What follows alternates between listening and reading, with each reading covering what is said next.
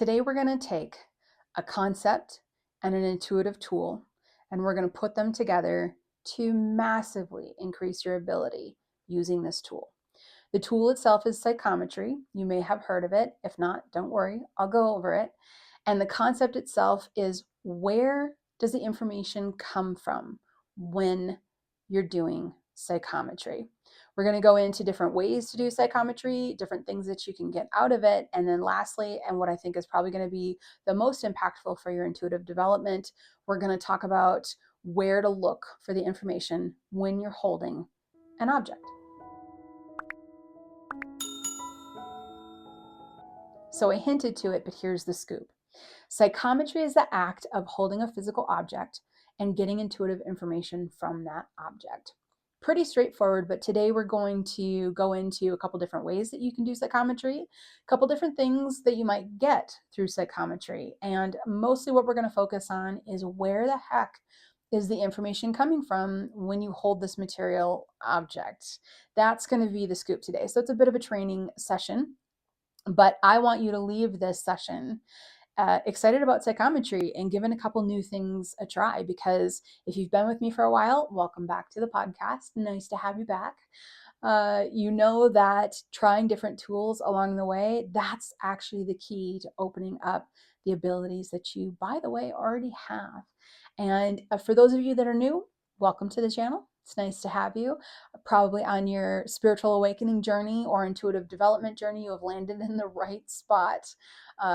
My goal is to remind as many people as I can that they are very intuitive, that their intuition is simply covered up and they can access it just like we all can. And the highs become higher, the lows become a little less low, and the world becomes a little bit of a better place. So do me a favor, if you haven't subscribed already, hit subscribe or share with a friend, something like that. Let's spread the word and help everybody to start honing their intuition. Okay, let's jump in. Psychometry. I love this one. I teach this one in the Sage Method course, and I've been teaching the Sage Method course for 15 years. So this is a very popular one in that course. Psychometry is fun. Everyone has the ability to read something through psychometry. Psychometry is the act of holding the object, any object, necklace, shoe, there's so many, any object, anything material in this material world, and receiving intuitive information from it. It is a fun technique. If you've used it already, you know how fun it is. And I think this session is going to very deeply open up even more ability for you in this arena. But if you haven't used it before, this is a great one to play around with. When it comes to psychometry, I, as a reader, have used psychometry many, many times. And when I was doing readings in public, in person, I would have people come in who was looking to connect with their deceased loved one, and they would hand me an object. And I got to tell you, I've held some really interesting objects that people have brought in because it's their loved one and the object means something to them. It's wonderful. Lots of wedding rings, and just a side ethic note, never put that wedding ring on. I've actually seen the mediums do that inadvertently, not trying to, but the person hands them their deceased loved one's wedding ring, and then the medium kind of slips it on their finger, and it's not on purpose, but I've seen it. So just be cautious. And we always, if somebody gives you an object to read, we are always honoring that object because they are closely bonded to that object. They're in a grieving process, or maybe they're simply missing their loved one, and they're handing this treasure that they have to you and putting it in your hands. So you always honor that. I have held so many different kinds of objects, lots of watches, lots of wallets, lots of necklaces, lots of rings, but I've held champagne flutes. I've held ceramic bowls. I held a pair of dirty socks once, and the woman was the sweetest in the world. And she said, I brought an object for you to hold, but you don't have to hold it if you don't want to. She's like, but these are from my husband and they're not clean. And I was like, that is okay. I am in it with you. Let's go. And I just remember thinking, I'm holding dirty socks. But she was so sweet. It really meant something to her. Who are we to judge, right? If you want to judge, go sit over there. So I've held a lot of really unique things, and it's been interesting And I think it's really fun. I've also used psychometry out in the world. So, quick, fun little story. I think I might have told this story before, but here we go. I was down in Florida. There's a famous author's house, a deceased famous author. His house is now open for tours. And I went on it, and we walked past his desk, and I couldn't help myself. I know I wasn't supposed to do this, shame on me, but I like reached my hand out like subtly down as low as I could, and then just touched his desk because I'm like, ooh, I wonder what his desk feels like. So I'm doing psychometry to this deceased man's desk, just real quick, just a quick touch. And instead of picking anything up about him, and we'll get into this, this shorter, little older lady showed up, and she's like, that's not his desk. She showed up from spirit form, and she's like, that's not his desk. And I was like, oh, okay. And then I just kept walking. But anyway, you can use psychometry on anything. Here's another way to use psychometry. It doesn't necessarily have to be about the object, and we're going to get into all the different things you can pick up on. But here's another example. I owned a flooring company a long time ago, and in my early years, and the manager, we could say, needed to hire another crew member, but they were interviewing like 4 or 5 crew members and didn't know who to pick. And I said, well, write each of their names down on an index card and then fold it up so I don't know which is which. And I'll hold each one and I'll tell you who to pick. Because we had already gone through a couple of crew members that were less than friendly. And my intent was to find a friendly crew member because the people on our crew were friendly people.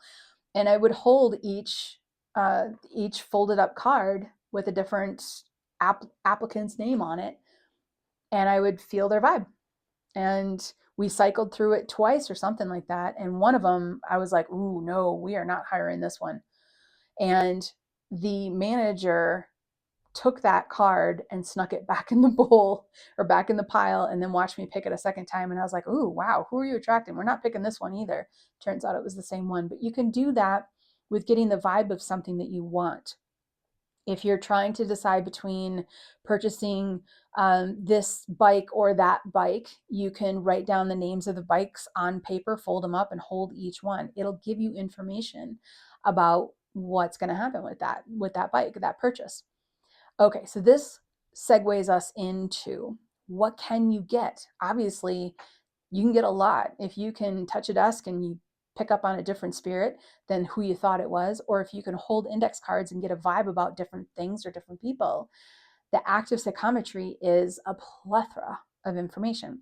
If you let's break it down to just one thing though, because then we can focus in on elaborating just with one focus. So let's say someone hands you a pen, and it's an older pen. It's like a 10-year-old pen. You may get from this one pen something from the past, something from the present. You might even get something from the future. You might get information on the person that created the pen, invented the pen, put the pen together, stocked the pen on shelves, or from, and these are all different people, or you might get information on the person that was the cashier that rang the person up when they were buying the pen, or you're going to get information on the person who used the pen first. Maybe it was given to somebody else, then you're going to get information maybe on the person that last used the pen. So when we are given an object, it's important to be very open with what comes through, but also remember that what comes through might not be what the person you're reading for or yourself is looking for initially. And there is a way to kind of move toward what you are looking for. We're going to talk about that. But when you first hold an object, you might pick up on a little older lady instead of a male author, right? And it might surprise you. It's not that you're doing it wrong. It's that you're just picking up the strongest vibe in that moment that's coming through. And then we're going to navigate to looking for more information around what you want. So back to the pen. We have this pen and we pick it up, and let's say we're getting information on the first person that bought the pen. For some reason, we're seeing, this and this and this is coming through, or we're hearing a name, et cetera, et cetera. and it's just not lining up. This would be a moment where you would take a pause and stop and reset and say, okay, now that some information came through, now that I know that this pen is willing to communicate with me, let's focus our intent in the direction of what we're looking for. So if you're looking for information around the current owner of the pen, that's how you would set your intent. So let the initial information come through. And then if you realize, ooh, I'm not getting information about the person that owns this pen, I'm getting information about a previous owner of the pen, just stop, say thank you for the information, clear the slate, wipe everything clean, start over again, and set your intent. Hold the pen again and say, can I get any information at all? Because you're asking permission. Can I get any information on the current owner of the pen? This is what I'm going to say. If you don't get any information, you're probably not supposed to. We need that to be okay. That has to be okay too. But now that you've set your intent, it's almost like you've put your gaze and your lens in the direction you want to look. And if something then shows up around it, that's awesome. This happens a lot if like the pen is gifted from one person to the next person. So person A gives the pen to person B. Very frequently, we might be looking for information on the current owner, person B, but we get information on the person who gave it as a gift. And there's nothing wrong with this. Maybe the person who gave it as a gift is their deceased mother. Maybe she's taking this opportunity to come through and say hello. Let that happen. Let that happen. And then after the most important information comes through, then you can set your intent, like I said, turn your lens toward the information that you're looking for. So that's something to keep in mind. There's a lot of different things we can get out of psychometry. It can be information, it can be energy, it can be vibes of a person or a place, it can be where it originated from, where it was last, it could even be where it's supposed to be going. So let's say person A gifted the pen to person B, and person B is thinking about gifting the pen to person C, maybe their daughter. And you hold the pen, and the first thing that comes through is information on the daughter. She's never, had the pen, but that's the intent of, should I give this pen to my daughter? And then you immediately start picking up information. So it's really important to stay open. I know I say that a lot, but it really is important to stay open. Let whatever come through, and then set your intent, your lens toward the thing that you are looking for to see if there's any information that you can get. Now, let's talk about technique. And then we're going to go into where is this information actually coming from. Let's get into technique. I want you to try different techniques because that is the gold in intuitive development. Take a tool and try it a whole bunch of different ways. I want you to hold an object with your hand, and then I want you to set that exact same and see what you get.